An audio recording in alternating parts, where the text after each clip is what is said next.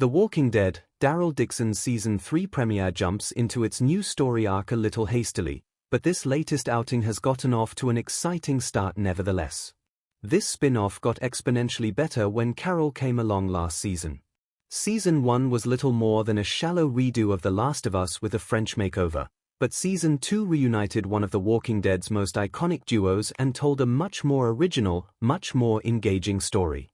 Hello everyone, welcome to my channel. Please subscribe and keep watching for more details. Now that they've left France, this series is starting to feel like National Lampoon's European Vacation with zombies. In this episode alone, their sightseeing trip takes them to 2 more European nations. After Daryl Dixon Season 2 ended with Daryl and Carol making their way through a hallucinogen-infested Channel tunnel, Season 3 picks up with their arrival in a mostly deserted England. As a Brit, I got a real kick out of seeing the Walking Dead-ified version of my homeland.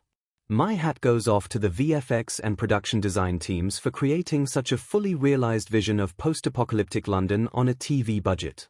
They threw in a lot of inventive little visual flourishes, too: a zombie trapped in a red telephone box, a quarantine zone with SOD OFF spray-painted on the wall, tower bridge permanently stuck in the up position. Big Ben proves to be a handy tool to draw hordes of the undead away. Guest star Stephen Merchant makes this an episode to remember. Seeing Stephen Merchant in a Walking Dead show wasn't on my bingo card for this year, but he makes the episode. Merchant's Julian Chamberlain believes he's the only survivor left in the UK, the last Englishman in England, as he puts it. He was perfect casting for this role. As seen in Hello Ladies, The Outlaws, and his own stand-up, Merchant plays awkwardness really well. Since Julian hasn't seen another human being in years, his social skills have gotten a bit rusty, so this role demands awkwardness. But Merchant also shows off his surprising dramatic abilities when Julian talks about his regrets, his self-doubts, and his unimaginable loneliness.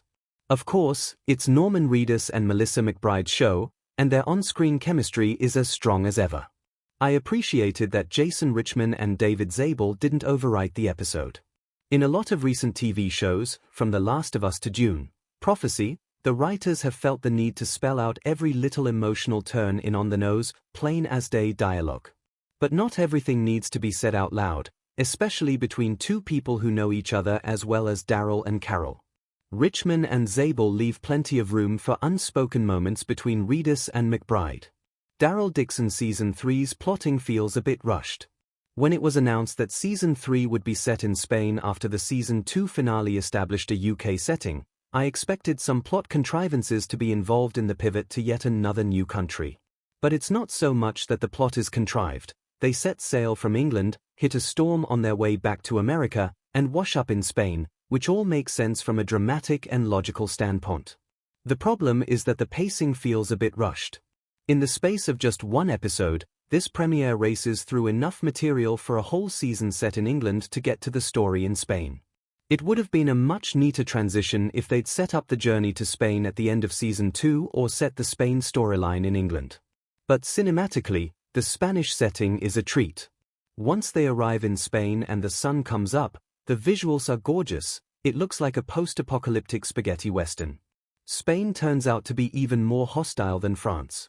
Not too long after they've crashed on a beach, their shipwreck is inspected by a creepy cult on horseback, wielding torches and wearing masks made of animal skulls.